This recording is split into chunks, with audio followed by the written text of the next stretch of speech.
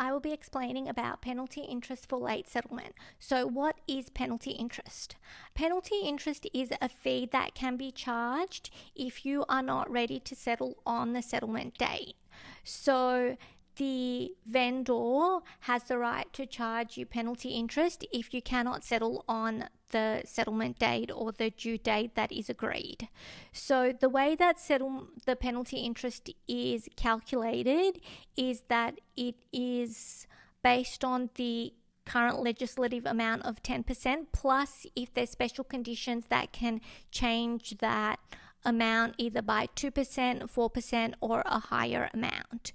So penalty interest usually kicks in when settlement is delayed because a party is unable to settle. So reasons for why settlement may not happen is because the buyer's bank is not ready, the buyer's funds haven't cleared, there's a document or authority that hasn't been provided which is required, and therefore things can't happen at that time. So things need to be delayed until the following day or couple of days later. So that would be when that penalty interest is charged.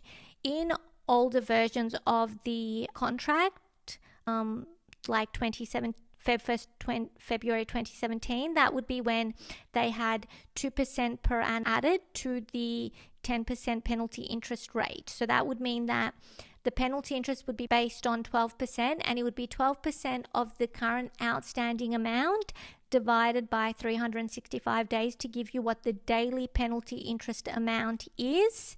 And then the penalty interest amount is charged per day, including weekends and also public holidays.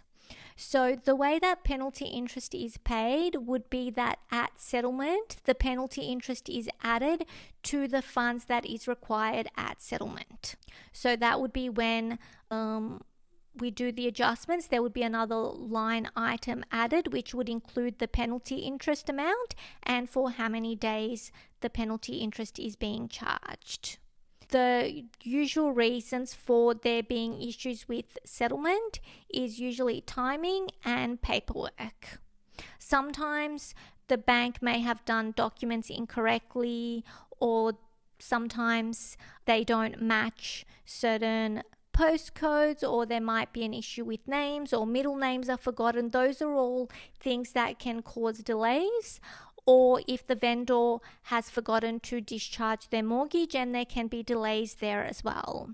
Because most settlements now are done electronic, it is easier for there to be any issues identified early to avoid there being an issue at settlement. If there are, they can usually be fixed.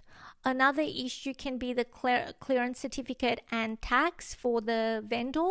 So if the vendor hasn't gotten that certificate early and they're waiting for it last minute, they can choose not to settle until they get that certificate so that they don't have to pay the 15% capital gains tax. Another issue can be with off the plan. So with off the plan, sometimes you're given a very short time frame from when a property registers to when you have settlement date. The time frame is usually 14 days, and sometimes that can be a very short period of time for your bank to get everything ready, and sometimes it can be delayed by a day or so, which would be when the vendor has the right to choose to charge you penalty interest.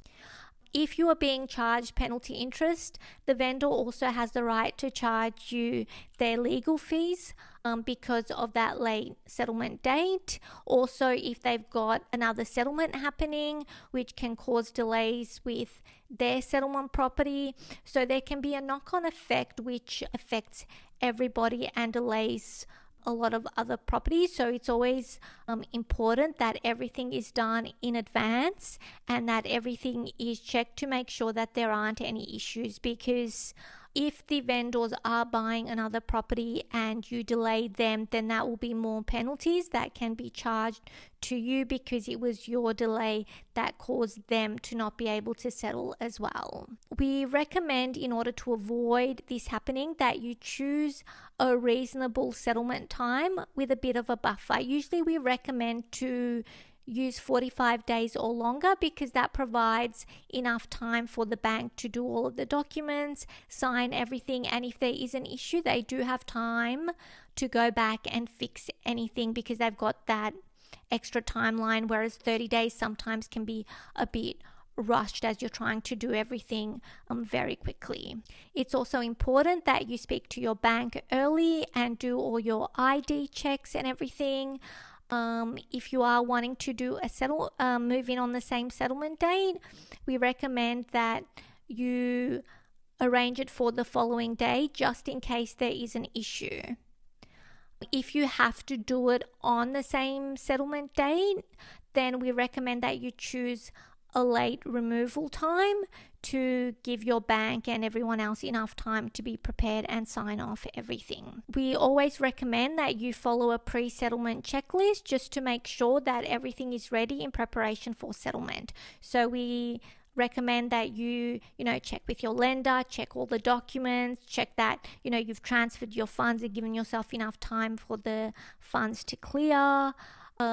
If you're selling, that you've confirmed the discharge, you've checked with your bank and they're all ready. You check with your conveyancer that they've received all the certificates, they're doing the adjustments, and they can provide you with any last minute issues that may come up, and you've covered off everything to avoid having to pay penalty interest. Hopefully this explains to you how penalty interest works.